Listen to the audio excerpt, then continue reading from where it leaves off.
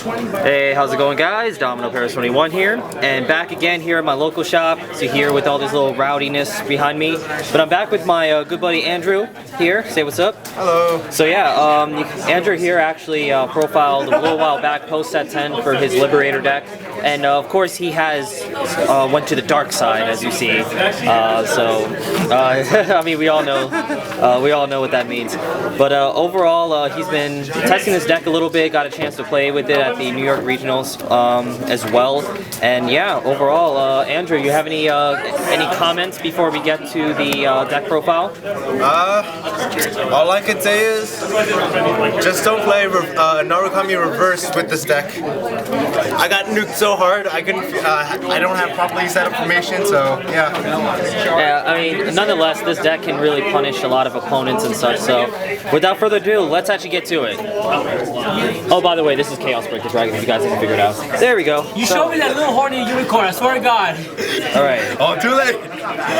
So yeah, starter. Starter is Dusttail Unicorn. So it's a generic starter. I would either play this one or the White Knight Fender. So, but I prefer this one because I need the soul and the locking unit. That's good. It helps supply soul, and I mean, it helps you with the combining with the break ride to get a triangle lock. Yeah. So yeah, this one is the starter. After that, we play 4 Chaos Breakers. Yeah. Chaos Breakers. Who cares? We don't need to go anymore. Just too good. We'll explain a little bit after the profile of how everything works. 4 break ride. I think arguably with the release of post set 13 with Chaos Breaker, I think Infinite Zero now becomes the best break ride for right now. But yeah, too good. So real quick, why not? Have you thought? I know some people like to tech in Nebula Lords, I guess for late game push and such. I think the 4/4 is very consistent. What are your thoughts on maybe splashing a Nebula Lord in? Because I'm sure someone's gonna ask me that. I'm sure that Nebula Lord is good. I was gonna think about playing it, but I never honestly have played it myself. But that power boost is so good, so I just can't really stop it. But seeing as I'm okay with, as long as my opponent has a lock card in the field, then I'm not really worried about it. Yeah, Chaos Breaker is the real deal. So yeah, I think 4/4 is a good lineup. After that, we have 4 Kryptons. Now, Are those the shiny ones? No, sadly not. I wish, man, I wish, but I can't dedicate that much. But 4 Kryptons, generic 10k vanilla. The reason why I play Kryptons instead of any other units is because there you go. There's a shiny. There it is. Get out of here. My gosh, so beautiful. But I just don't see the reason why to play Mobius Breath Dragon. I mean, it's a good card, but it's a 9k vanilla in the rear guard, so I just prefer the 10k. Plus, like, I think also too with the 10k, it can definitely help hit some key numbers. I know some people like to play the Mobius because, like, if you're facing a weird matchup like Kagero or Eradicators, it's another way to try and get and take out their Linchu so they can use it against you. So, but definitely the 10k body is pretty good in case you face other Mobiuses hitting for 14. After that, it's 4 Radons. 4 Radons combined with Lanthium is godlike. All you need to do is lock 1 unit, have Lanthium plus 2,000, and this column with him and the Lanthium. 21 is the magic number. 21. I mean, my channel name is Domino Paris 21. But my only problem is cross rides. Cross rides is the only thing that gets me. After that, it's 3 Colony Makers. 3 Colony Makers, you don't need to run any more. 2 is fine, but 3 is the preferred playstyle. I know some people like to play 4. What is your idea with running 4? Too much Counterblast, too Counterblast heavy. And plus, I mean, you can't even use them late game anyway. The moment Chaos Breaker runs out of Counterblast, you're dead. That's all I can say. You're dead. Once you don't have any more Counterblast. And she just searches out the grade 1, and what other grade 1 I should search out? Palladiums or Neons or Lanthiums. I mean, they don't do anything except for Neons, but that's about it. It makes sense. Grade 1s. After that, I played 2 Neons. Neons are 10k attackers. I always like 10k attackers. I don't know why people would say run more Lanthiums, but Neons are always good. They're really good to open with too. Yeah. Get some extra beats in. I mean, it's another Krypton, so yeah. I like it. After that, we play 3 Lanthiums.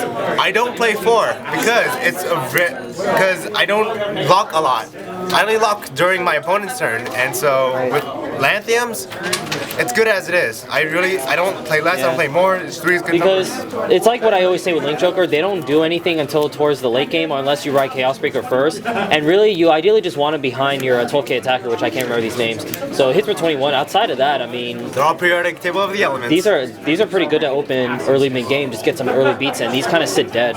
So I can understand why you run the 3. The thing is, just always have them on field when you pre-break ride, because you want to get that plus 4,000 boost. Yep, and that's not even the best grade 1 in the deck. After that, the best one of the grade 1. I think this is like the MVP of the deck, in a sense. Right here, Palladiums. And why is he? He's a common too. Right? So good. I thought he was a doer at first. I thought he was. So what does he do exactly for the viewers watching? Okay, so what he does is when your opponent rear guards are unlocked at the end of their turn, you may counterblast 1, put him to soul, and relock it. Now, I know there's always that question with the comboing him with the Chaos Breaker. Can you explain real quick how that works, the combo, so you can work with the so pretty much what the field looks like. Let's see. Okay, so whatever the field looks like, it's supposed to be like this. Boosters and some sort of front row attackers. Right. And you're at 4 damage, right? And your opponent has lock cards on the field. Okay, so they have a lock card. Okay. What's the idea? The idea is to counter blast, put him to soul, and after that you relock it. Then Chaos Breaker skill is to soul blast and draw that from that locking. So pretty much the you lock can still draw from relocking the unit. Yes. It's unfair. It's really good, but the thing is, you don't want to deck yourself out too fast. So with the lock card, you just keep it there. Yeah, so if your opponent has a front row, you just keep you pretty much keep a combo going with the Colony Makers and the Palladium combos just to keep that. So really you're only dealing with 2 attacks for the most part. But it's definitely a very powerful combination. Yeah. But but pretty much 4 Palladium. 4 is a must. 4 is a must. It's the Dorant of the Link Joker. I guess. I play 1 Chaos Speed Dragon because Vanguard 22 is so good. It's just free when you just need 1 lock card. That's pretty good. You can tutor with Colony Maker and he helps you get there. So that's one thing I think is a slight problem with this deck is that it has trouble hitting some pretty big numbers to really push. But so 22 is it's good. Plus it's not a soul blast. That's the beauty part of it. That's good. That's it. Then 4 perfect guards, and that's all there is to it. Now, people might question my trigger lineup. People will say standard, but I disagree with Link Joker. If my opponent has an aggro playstyle, then I'm not going to catch up with 8 critical 4 draw. So what I do is play 6 crits, because the crits, it doesn't matter. It's mostly the draw that which matters, which I play 6 draw triggers. Okay. My good friend Joey, he played at New York Regionals.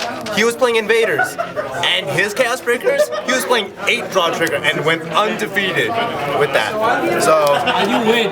huh? You win like that. You play smart with this Chaos Breaker. With people might think and play, oh, Chaos Breaker, all you do is lock and soul blast and draw. Well, that is true. But to actually not deck out with this deck, you don't. You have to play smart in retiring with Chaos Breakers.